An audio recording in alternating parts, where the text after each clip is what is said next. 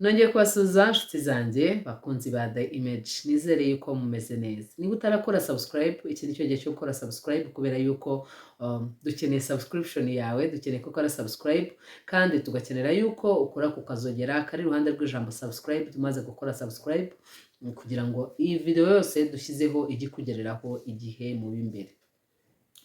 Nari ndimo nywa amazi y'indimu.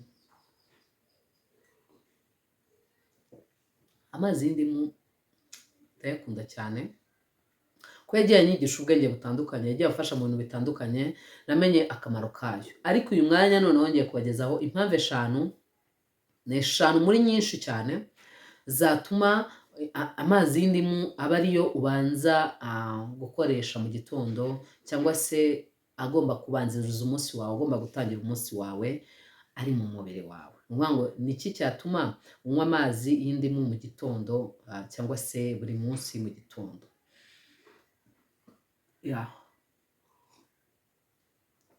Impamvu ya mbere yatuma umuntu uwo ari we wese akoresha amazi y'indimu ni uko amazi y'indimu adufasha mu igogorwa ryacu. Ubundi kugira ngo ibiryo bishwanyagurike mu nda uko wabiriye, uko wabimize, kuko ibiryo bibanza gushwanyagurikirizwa bwa mbere mu kanwa, bikamirwa, hanyuma bikagenda bikongera bigashwanyagurizwa, bikanogerezwa, ko nabyita bikanogerezwa mu gifu. Rero iyo ugira acide nkeya mu gifu aba ari ikibazo gikomeye, kuko ibiryo uragenda ukabirya bikirirwa mu nda yawe bikagugararamo, iyo terime nziza, bikagugarara mu gifu ntibivemo. Ariko iyo ufashe amazi y'indimu, amaside makeya indimu nayo ifite, iragenda ikongerera muri yandi y'igifu makeya, kuko mu gifu iyo igogorwa ritagenda neza haba harimo acide nkeya, hanyuma bikagenda bikagira vuba vuba, byamara kugira vuba vuba bigaseka bigashira mu nda, ukumva nawe umeze neza. Ni nako uko bikora vuba, ni nako n'intungamubiri zigera aho zikwiriye kugera vuba vuba. Ubwo rero amazi y'indimu ni ikintu cy'ingenzi mu igogorwa ryacu. N'igihe cyose wumva utameze neza mu nda, ujya ufata amazi y'akazuyazi ushyire, ukandiremo indimu, igice cy'indimu, itasi imwe ukandiremo igice cy'indimu cyangwa indimu yose bitewe n'uko ingana, hanyuma uyanywe gake gake nk'umuntu unywa icyayi. Uzumva ingaruka nyuma y'iminota 30 gusa, uzahita wumva ingaruka.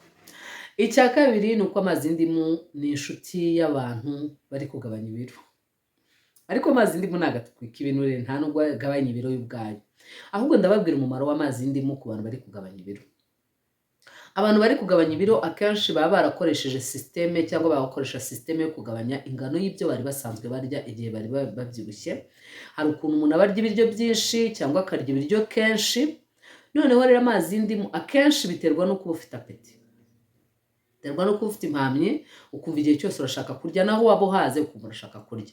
Amazi y'indimu rero sinzi ikintu kibamo kibitera, ntukimbaze, ariko amazi y'indimu yica ya apeti iyo wayanyweye. Ariko harimo na psychology, igihe niko mbibona. Iyo wayanyweye, kubera ukuntu aba ataryoshye cyane, aba ataryohereye, aba atanyunyunyu, atarimo icyanga cy'urwunyunyu cyangwa icyanga cy'isukari, ahubwo asa nkaho ari babyita ngo iki, sowa, abayungubira, ameze nkaho nyine ntabwo aba aryoshye kwa. Bituma ubwonko bwawe bumenya ko niyo test, bigatuma ubwonko butifuza kurya, bigatuma naho igifu cyaba gishonje ntabwo we wumva ushaka kurya, nta kibazo rwose, wumva umeze neza, wumva nta kibazo. Amazi y'indimu rero aragufasha. Icya gatatu, amazi y'indimu niyo sabune y'umubiri.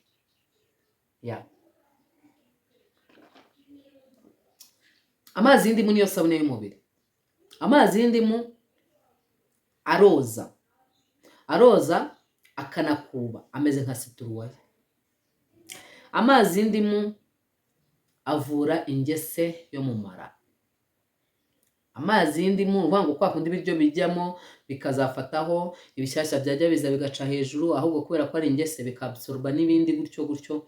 Amazi y'indimu aragenda koza mu nda, mu gifu, ibyafashe mu gifu bigatuma igifu kidakora neza. Amazi y'indimu aragenda koza mu mara. Amazi y'indimu aragenda agasohora amabuye cyangwa agakuramo amabuye yo mu mpyiko, habamo ibyo bita kidney stones. Ayo mabuye rero araryana, amazi y'indimu aragenda byose akabisohora. Amazi y'indimu aragenda akoza uruhago neza neza neza neza neza, ibintu byitwa infection urinere ugasezera. Amazi y'indimu rero urabyumva ko ari ingenzi kuyafata, icyo kintu mukimenye. Amazi y'indimu agira potasiyumu, kandi potasiyumu ni kimwe mu ntungamubiri dukeneye, mu myunyungugu dukenera cyane mu buzima bwacu bwa buri munsi. Amazi y'indimu abamo vitamine C. Vitamine C ni vitamine, ibinini bya vitamine C bivura indwara zo mu buhumekero, inkorora, giripe, ibyo bintu rwose bihita bikira. Iyo rero ubona ufite ikibazo cy'izo ndwara, uba ugomba kunywa amazi y'akazuyazi y'indimu kenshi gashoboka, kenshi gashoboka. Indimu ku bantu barwara igifu sinzi uko babimanaginga, ariko ubundi busanzwe indimu njyewe nabonye nta kintu kinini itwara igifu, kereka ahubwo tangawizi yo nyambona igira ingaruka. Anyway, biterwa n'imiterere y'umubiri w'umuntu, ariko amazi y'indimu avura indwara zo mu buhumekero nazivuze, ariko noneho akanafasha n'uruhu kumera neza, uruhu rukegerana kandi rugasa neza. Amazi y'indimu ntagomba kubura mu buzima bwawe. Amazi y'indimu atuma wihagarika inkari zisa neza, kubera yuko mu mpyiko zawe haba hatunganye. Uburyo akorwa ni ukuhe?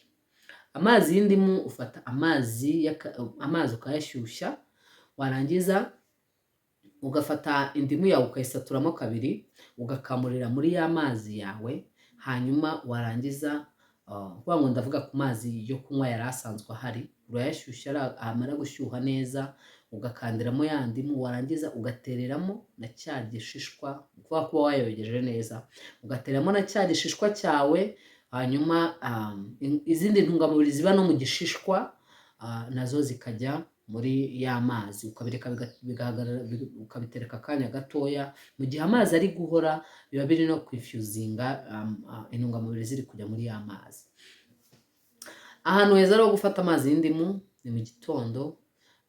Mu gitondo ugiye gufata breakfast, mbere yo gufata breakfast, kwa kundi umuntu aba ategetswe kunywa amazi ya mu gitondo, ni byiza ko wafata amazi y'indimu.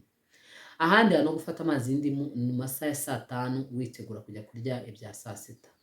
Ahandi hantu ho gufata amazi y'indimu ni nijoro ugiye kuryama, kubera ko amazi y'indimu afasha ko digestion ya nijoro igenda neza, ibiryo ntibikugogararemo, ntibiguhagame mu nda, ahubwo ibintu bikagenda neza, ukabyuka mu gitondo wumva umeze neza.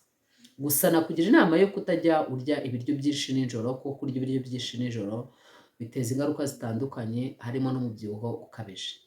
Rero ntuzakoresha amazi y'indimu nk'umuntu ushaka kunanuka. Ntuzigere ukoresha amazi y'indimu utekereza ko wirira uko wishakiye ukaryagagura amazi y'indimu azagufasha kunanuka. Ntibibaho. Amazi y'indimu si karori uba wagabanyije, ahubwo wazinjije ukongera ukarundamo n'amazi. Mu mazi y'indimu ntabwo ari siporo. Nta hantu rero amazi y'indimu yaba ahuriye no kunanuka no gutakaza ibiro. Cyakoze nabivuze, amazi y'indimu agufasha ikintu gikomeye cyitwa kwica apeti, ukumva nta biryo ushaka, ntugire ikibazo ku bijyanye no kuryagagura cyangwa kurya byinshi. Ikindi kandi amazi y'indimu kimwe n'andi mazi yose, iyo wayanyoye hari ikintu kiba kiri mu gifu, ku buryo quantité y'ibyo urya iba nkeya, kubera ko igifu cyawe kitari mu busa. Murakoze cyane rero mwabagore mwe, namwe mwabagabo mwe. Ndifuza yuko mwese mwakora experiment mukareba akamaro k'amazi y'indimu nk'uko nabibabwiye. Murakoze cyane rero, mukomeze kugira ibihe byiza. Mwari kumwe nanjye Faustine. Bye bye.